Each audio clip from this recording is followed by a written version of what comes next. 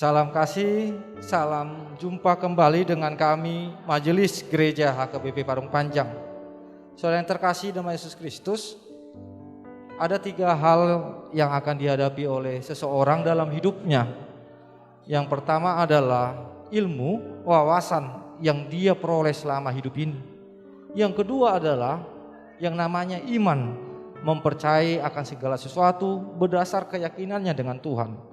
Yang ketiga adalah yang akan dihadapinya, yang diterima dalam hidupnya adalah penderitaan, tantangan dan cobaan, rintangan di tengah-tengah kehidupan ini. Yang menjadi persoalan adalah ketika penderitaan datang, apa yang dipakai oleh seseorang untuk menghadapinya. Karena jika dipakai ilmu, banyak orang-orang pintar yang tidak bisa menghadapi persoalan hidupnya menjadi putus asa dan bahkan bunuh diri. Oleh sebab itu, kita pasti semua menerima yang namanya ilmu, kepintaran. Tetapi untuk hal menghadapi yang namanya pencobaan, penderitaan, tantangan, perlu ada yang namanya iman kepada Tuhan, sehingga kita dikuatkan. Berdasarkan itulah kami membuat renungan yang akan menguatkan saudara untuk menghadapi setiap persoalan-persoalan. Dan biarlah melalui renungan ini saudara boleh menemukan jawaban-jawaban yang Tuhan berikan kepada saudara menghadapi setiap persoalan-persoalan kehidupan. Selamat menikmati renungan yang disampaikan oleh majelis gereja ini, dan biar renungan ini menjadi berkat bagi kita, bagi gereja kita juga. Amin.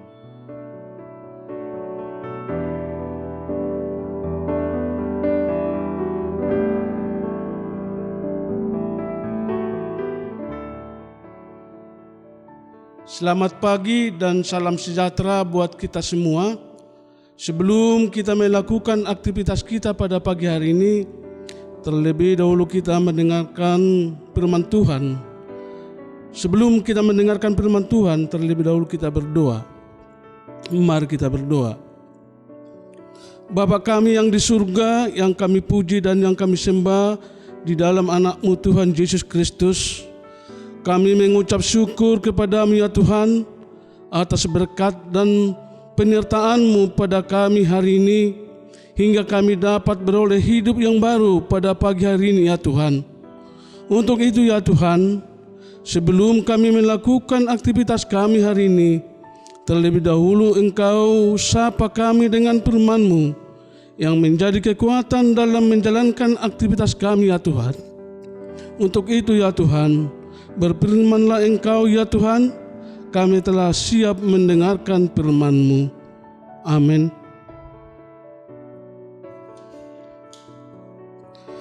Firman Tuhan yang menjadi renungan kita pada pagi hari ini, yang terambil Sabtu tanggal 15 Oktober 2022, yang terambil dari Yeremia 15 ayat 19. Demikianlah firman Tuhan. Karena itu beginilah jawab Tuhan, jika engkau mau kembali, aku akan mengembalikan engkau menjadi pelayan di hadapanku. Dan jika engkau mengucapkan apa yang menjadi berharga dan tidak hina, maka engkau akan menjadi penyambung lidah bagiku. Biarpun mereka akan kembali kepadamu, namun engkau tidak perlu kembali kepada mereka. Demikian firman Tuhan. Saudara-saudara yang dikasihi Tuhan Yesus Kristus, ada perkataan yang mengatakan tidak semua kita bisa mendapatkan kesempatan kedua yang diberikan Tuhan kepada kita.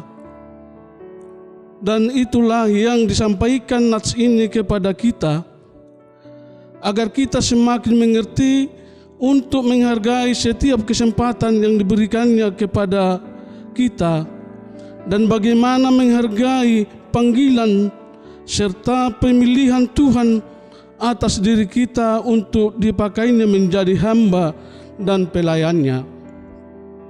Saudara-saudara yang dikasihi Tuhan Yesus Kristus, ayat ini mengingatkan panggilan kita sebagai orang Kristen supaya kita mau meninggalkan kehidupan yang penuh kekurangan dan mau kembali kepada Tuhan, menerima panggilan dan pengutusan Tuhan kepada kita di setiap hari. Saudara-saudara yang dikasihi Tuhan Yesus Kristus, firman Tuhan ini menyampaikan kepada kita, karena banyak yang telah meninggalkan tugas dan tanggung jawab yang telah ditetapkan Tuhan kepada kita sebagai orang pilihan Tuhan, kita lebih sering cenderung melakukan apa yang ada di hati kita dan juga apa yang menjadi keinginan daging kita. Saudara-saudara yang dikasihi Tuhan Yesus Kristus, agar Tuhan mau memakai kita kembali, kita harus hidup dalam ketaatan dan perubahan diri. Perubahan yang dimaksud bukan hanya tampilan luar seperti seekor ular yang berubah, tapi hanya sisiknya saja yang berganti dan semakin cantik, tetapi sifatnya dan racunnya tetap sama dan tidak ada bedanya. Saudara-saudara yang dikasihi Tuhan Yesus Kristus, perubahan yang diharapkan seperti kupu-kupu dari yang jelek dan dijauhi, tetapi bisa berubah menjadi cantik dan disukai.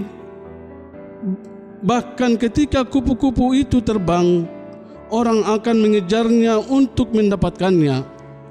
Nah, perubahan seperti itu harus dimulai dari diri kita sendiri. Kemudian baru kita dapat melakukannya kepada orang di sekitar kita. Yang artinya hidup orang percaya harus mampu menjadi teladan seperti yang disampaikan Tuhan Yesus Kristus di Yohanes 13 ayat 15. Kita yang mau kembali kepada Tuhan dan yang siap dipakai Tuhan yang sesuai rencananya, maka Tuhan akan senantiasa menjaga hidup kita, dan Tuhan tidak akan pernah membiarkan kita hanya sebagai pengikut, tetapi menjadi pemimpin yang akan diikuti oleh orang di sekitar kita. Demikianlah firman Tuhan. Mari kita berdoa. Terima kasih ya Tuhan, kami telah mendengarkan sebagian dari firman yang menjadi kekuatan dalam hidup kami.